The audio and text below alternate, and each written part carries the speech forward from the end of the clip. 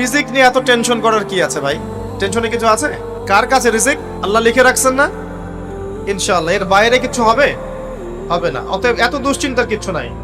জীবনকে নিয়ে এত দুশ্চিন্তার কিছু নাই। জীবনটাকে কোরআন সুন্নাহর আলোকে এনজয় করেন। কোরআন সুন্নাহকে দিয়ে জীবনকে এনজয় করা যায়। কোরআন এবং সুন্নাহর আনুগত্যের মধ্য দিয়ে আপনি জীবনকে উপভোগ করেন। টেনশন করার দরকার নেই। মনে রাখবেন, আল্লাহ যদি আপনার সাথে থাকেন এবং আল্লাহ যদি আপনাকে কবুল করেন, পৃথিবীর কোনো শক্তি নাই আপনাকে টলাবে। পৃথিবীর কোনো শক্তি নাই, পৃথিবীর সমস্ত শক্তি একত্রিত হয়ে আপনার চুল বাঁকা করতে পারবে না, যদি আল্লাহ আপনার সাথে থাকে। আর যদি আল্লাহ আপনার সাথে না থাকে, আইওয়াশ শোডাউন দিয়ে কোনো লাভ হবে না, কেউ আপনাকে বাঁচাতে পারবে।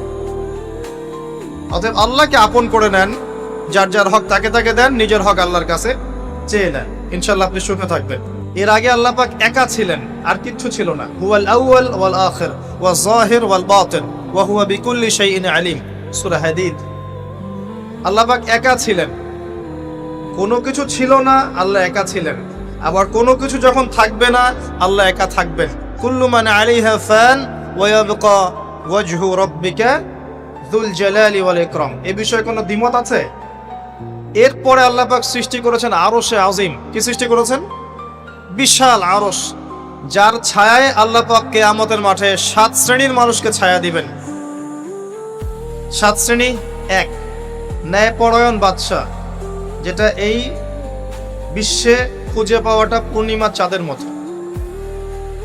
2, সেই যুবক যে তার পুরো যৌবনকাল আল্লাহর পথে ব্যয় করেছে, এটা সুযোগ আপনার সামনে আছে, আপনি লুফে নিতে পারেন, এই সুযোগটা আপনার সামনে আছে।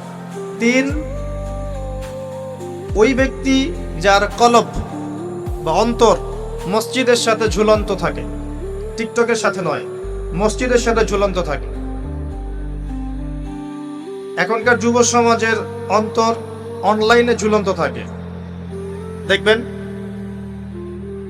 4, ওই দুই ব্যক্তি, যেই দুই ব্যক্তি পরস্পরকে শুধুমাত্র আল্লাহর জন্য ভালোবাসে। এখানে বয়ফ্রেন্ড গার্লফ্রেন্ড সম্পর্ক বোঝানো হয়নি। এই দুনিয়ার স্বার্থে জর্জরিত ভালোবাসার বাইরেও ডিভাইন একটা ভালোবাসা আছে, সেটা হচ্ছে আল্লাহর জন্য ভালোবাসা। আর যখন আপনি কাউকে আল্লাহর জন্য ভালোবাসবেন, তখন আপনি কষ্ট পাবেন না ইনশাআল্লাহ।